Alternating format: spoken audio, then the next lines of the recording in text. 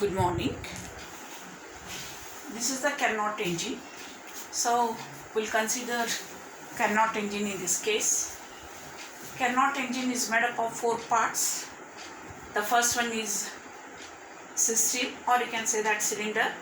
It is made up of non-conducting walls and conducting base fitted by means of a piston, and working substance is perfect gas. Second one is source, maintained at a high temperature at T1 degree Kelvin, so we call it as hot body. So amount of heat Q1 is absorbed by the system from this source. Next, this is the platform, and this is sink, which is maintained at T2 degree Kelvin at low temperature, so it is known as cold body. So this system can be resulted amount of heat Q2 to the sink. Let me start the working of this Carnot engine. So this is the system. So initially its temperature is T1 degree Kelvin, and this temperature is equal to source, and pressure is P1 and P2, P1. So now we place this one on this source, then amount of heat absorbed by this system from the source.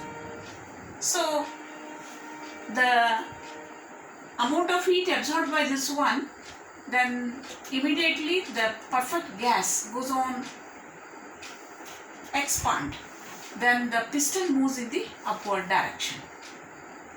Now change in the pressure as well as the volume takes place under the temperature T1 degree Kelvin. Now place the system on the stand, then we can consider this is under the isothermal process. As per this Carnot cycle, that is, it takes from point 1 to point 2. It means that it is under the isothermal process. Amount of heat Q1 is absorbed, pressure volume changes from P1 to P2, P1 to P2. So next we place this one on the stand, then it comes from point 2 to 3 under adiabatic change. Adiabatic change means no change in the temperature, but only the change in the pressure and volume from P2 to P3, P2 to P3. Again the expansion of the perfect gas goes on, increases. So next we place the system on the sink, then during this time amount of heat resulted to the sink, which is equal to Q2. So now again the piston moves in the downward direction as it does the external work done, and there will be change in the internal energy of the system. So this can be considered under the process of isothermal, that is from point 3 to point 4. So amount of heat is resulted in this case is Q2. So this is under isothermal process. So after this one, again we place the system on the stand, then we will come back to the from point 4 to point 1, that is amount of heat resulted to the sink. Afterwards again this piston moves in the downward direction and it reaches its initial position. So there will be change in the pressure and volume, that is from final pressure and volume P4 to its original pressure and volume, that is P1 and P1. So that we will consider 1 to 2, 2 to 3, 3 to 4, 4 to 1. It completes one cycle.